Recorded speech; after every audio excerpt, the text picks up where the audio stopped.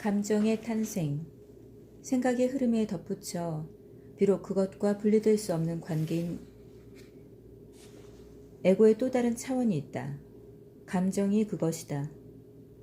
그렇다고 해서 모든 생각과 모든 감정이 에고라는 말은 아니다. 생각과 감정이 에고가 되는 것은 당신이 생각이나 감정과 완전히 동일화될 때, 즉 생각과 감정이 나가 될 때이다. 모든 생명 형태의 유기체와 마찬가지로 당신의 몸도 유기체로서 자체의 지성을 가지고 있다. 그 지성은 당신의 마음이 말하는 것에 반응하고 당신의 생각에 반응한다. 따라서 감정은 마음에 대한 몸의 반응이다. 물론 몸의 지성은 우주지성과 불가분의 관계이며 우주지성에 헤아릴 수 없이 많은 나타남 중 하나이다. 몸의 지성은 원자와 분자를 일시적으로 결합시켜 당신의 육체를 이룬다. 그 지성은 신체 각 기관의 활동 뒤에서 작용하는 조직 원리이다. 산소와 음식물을 에너지로 변환하고 심장을 박동시켜 혈액을 순환시키며 면역 체계를 구성해 침입자로부터 몸을 보호한다. 또한 감각기관의 입력을 신경 신호로 변화시켜 뇌로 보내고 해석하고 외부 현실에 대한 일관성 있는 내적 그림을 재구성한다. 거의 동시에 행해지는 수천 가지의 다른 기능들을 포함해 이 모든 일들이 그 지성에 의해 완벽하게 조정된다. 당신이 자신의 몸을 운영하는 것이 아니다. 생명체의 지성이 그 일을 한다.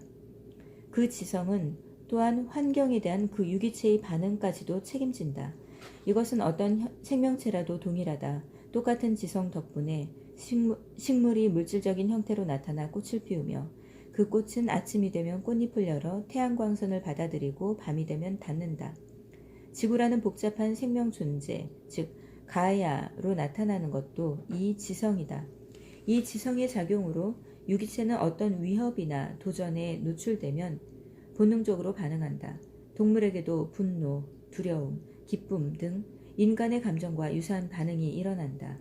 이러한 본능적인 반응은 감정의 원초적 형태라고 할 수 있다. 어떤 상황에서는 인간도 동물과 같은 방식으로 본능적인 반응을 경험한다. 위험에 직면하여 유기체의 생명이 위협받게 되면 싸울 것인가 도망칠 것인가의 선택에 대비해 심장 박동이 급격해지고 근육이 수축하며 호흡이 빨라진다. 원초적인 두려움이다.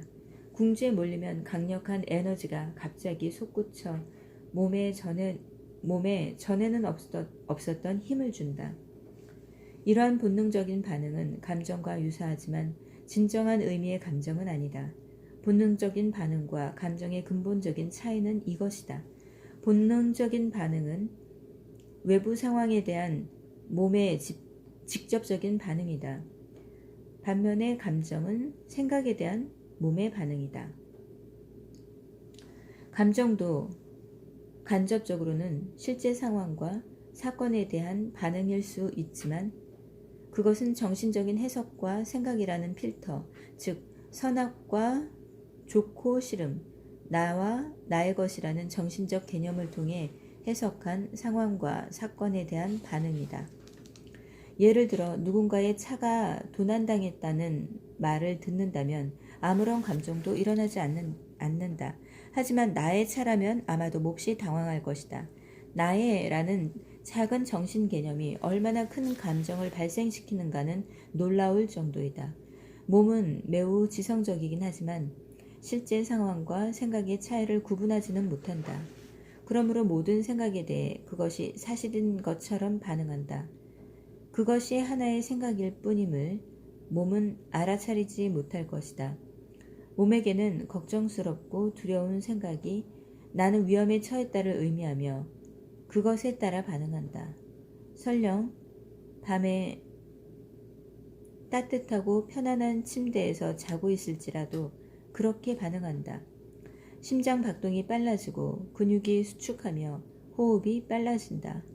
에너지가 고조되지만 위험은 머릿속 허구에 지나지 않기 때문에 그 에너지는 배출구가 없다.